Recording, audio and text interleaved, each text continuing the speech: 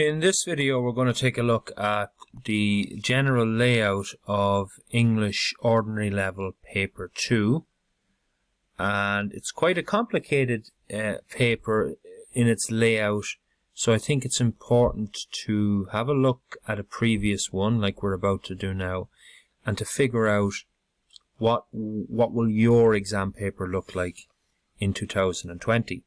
Now you'll notice that we chose 2017's paper 2, and the reason why we chose 2017's paper 2 is because this is when Hamlet was last a single text, and you'll see that in a moment. So let's imagine it's June and this exam paper has landed down in front of you, English paper 2. This is the first page you will see. So here's the general instructions. You have to answer 4 questions, essentially, 4 sections. The first one is the single text. The second section is the comparative. The third section is the unseen poetry.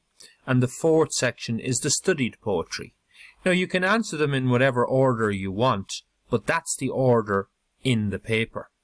And the very next box then is a very important box because it has the index of single texts. You see, different schools, different teachers pick different single texts to study with their 6th-year classes. So you guys have studied Hamlet. Okay? All of these other texts are not going to be answered on by ye. Now, on your paper in 2020, the names of these texts will be different. Okay, it changes every year. For example, you see here, A Doll's House came up as a single text in 2017. That is not a single text in 2020. It's a comparative text, but it's not a single text.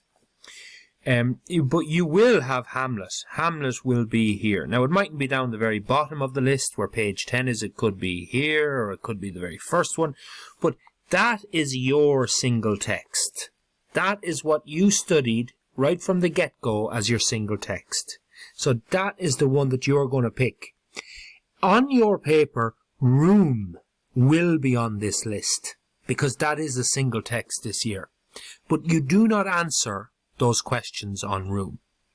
All of these texts are not answered on. Okay, so you're not even going to look at page 2, page 3, page 4, page 5, page 6, page 7, page 8. You are just going to go straight to page 10. And in a way that's great because you're going to flick through all of these questions. You're going to flick through Emma. You're not going to answer anything on that. You're going to flick through Circle of Friends. You're going to flick through The Great Gatsby. Doll's House. You might go, oh, I studied a doll. No. You just flick through it. You're only going to do Hamlet in this section. Straight on to the very end. You see page 7, page 8, page 9, page 10, Hamlet. And this is the one that you're going to do, so you might just circle that. That's what I'm answering on. And everything before it, and everything else in the single text section, you pay no attention to. Now, again, like I said a moment ago, for 2020, it'll really the only confusion will come when you see questions on room. Okay, they're the only questions, because I'll just show you a little page here. This is the prescribed questions, list of prescribed texts for the Leaving Cert exam in June 2020. So this is for higher and ordinary. So none of these texts you will actually even recognize except room. Okay, you see Hamlet is here and room is in there as well. So when you're doing your Leaving Cert, the only possible confusion will be you will mistakenly answer on room. Okay, but now you won't because I'm telling you not to. It's Hamlet in this section. Okay, Hamlet. Now, what comes after the single text? Well, after you've answered your question on Hamlet, the next section is the comparative study. Okay? The comparative study. And the comparative study texts that you did are, like I mentioned, room. You read that for comparative, not for single text. You also read A Doll's House and Brooklyn Okay, they're your 3 comparative texts. Now, they won't be mentioned in the question that's asked because different schools and different teachers use different texts. So they don't name any texts. They just write a generic or general question that any teacher and any Leaving Cert student could use any text to answer with. For you guys, that means these 3 texts. Okay? Room, a Doll's House, and Brooklyn. Like, for example, there's a mode of comparative study that's on your paper this year, hero, heroine, and villain. You might have looked at that one, so maybe you did, more so you did theme, let's say. Theme. And you'll see that no texts are actually named. Okay, it's just a general question. And you're going to use those 3 texts there that I just wrote to answer it on. You never mention Hamlet. You cannot. You see, it actually says it here. In your answer, you may not use the text you have answered in section 1, the single text. So you cannot mention Hamlet. If you mention Hamlet, you will not be given any points for it, any marks. In fact, you will just be losing time for yourself. Okay? I'll come back to the scoring in a moment, but 70 marks. It's worth the most of any of the questions on the paper. Now, in this comparative, by the way, let me just zoom out here for a second. There will be 2 modes asked. So it could be hero, heroine, villain, like it is on this paper, or it could be theme, or it could be social setting. Now, that didn't come up in 2017 in this paper, because only 2 of them can come up. So for you guys, it'll either be hero, heroine, villain, and there'll be 2 different questions there, or theme, and there'll be 2 questions there, or it could be social setting with 2 questions. It will be 2 of the 3. So to cover yourself completely, you need to study 2 of them. Studying 1 of them mightn't be enough, because you might get unlucky and the other 2 could come up. Okay, so you need to study 2 of them. Now, after the comparative question, you're into the unseen poetry question. Okay, and this is just a poem you will not have read before, and there'll be a couple of questions, 2 questions after it. It's only worth 20 marks, which is 5% of the test, so I always think you should leave that till the end. That's just my own personal opinion. You get it done if you've time to do it, but you focus on the other 3 sections: the single text, the comparative, and this one, the prescribed poetry section, which is worth 50 marks. Now, there's going to be 4 poems printed. Let me zoom out here so you can see. 4 poems printed over 4 pages. 1, 2, 3, 4. You won't know all 4. You will only know one of them. Okay, again, different schools, different teachers pick different poems, different poets. So you might even know 2 of them. Okay, so let me zoom in here. How will you know which ones you know? I always look at the poet. Okay, you look at this poem, you mightn't recognize it straight away, but you look at the name of the poet. Did I study Sylvia Plath? No. Did I study, let's look at the next one, Paul Muldoon? No. Did I study Gerard Manley Hopkins? No. Did I study Colette Bryce? Oh, yes. Now, I know you didn't, but I'm just using this as an example. One of the poets that you studied will be here. One of his or her poems will be printed, and you'll have to answer questions on that poem. Okay, and you may need to link it to one of the other poems that the poet has written. So let me go back up here now and show you a little table I made up to show you in general about this paper 2. Okay, there are 4 sections in paper 2 that you must answer. So here are the 4. You've got your single text, which is of course Hamlet. You've got the comparative, which are those 3 texts we already mentioned. You've got the unseen poem. Well, you won't know what that is because it's unseen. And you've got the studied poetry, and I'll go through the list of poems and poets in a moment.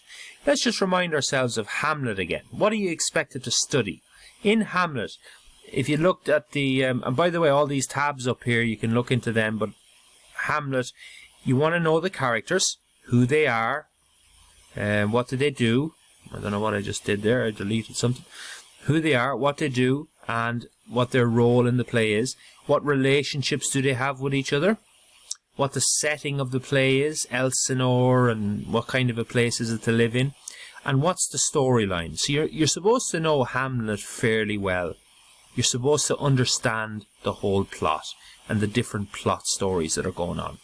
And key scenes. You need to have a couple of key scenes that show violence, or that shocked you, or that you found interesting. You know, so really 1 or 2 key scenes you should get away with if they're filled with action and suspense. It's worth 15% of your overall English grade, that Hamlet question. 15%. Okay, 60 marks. In the comparative, A Doll's House, Brooklyn Room. So these are your 3 modes that you could be asked on. Okay, 2 of those are going to come up. 2 of them. That's why you need to study 2 of them. Because let's say you just studied social setting, well then theme and hero, heroine, villain could come up, and you will be left with a kind of scratch in your head. That's worth 17.5% of your overall English grade.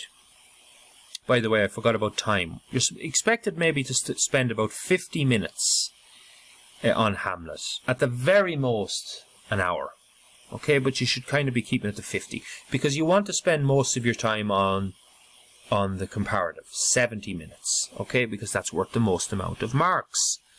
What about this unseen poem section? A poem you'll never have read before. What kind of questions will they ask? Well, they might say, what's your impression of the poem? How did it make you feel and why? So support it with quotes. What's the tone of the poem? You know, is it angry? Is it romantic? What's the techniques that are used? So does the poet use certain techniques? You may remember all the way back to Junior Cert English for this. Onomatopoeia, assonance, alliteration, things like that. What kind of language is used? Is it simple language? Is it formal language? Is it language of love? Is it the language of hate? Okay, are there any imagery in there? Is there any imagery in there? Okay, and what are they? Now, it's worth 5% of your English grade, so you should really only spend 20 minutes maximum, no more than that. Now, for your studied poetry, I'm not going to have time to go through all of this, so you might pause this video to have a look and see, make sure. 2 of these guys are going to be on your paper. Okay, 2 of them.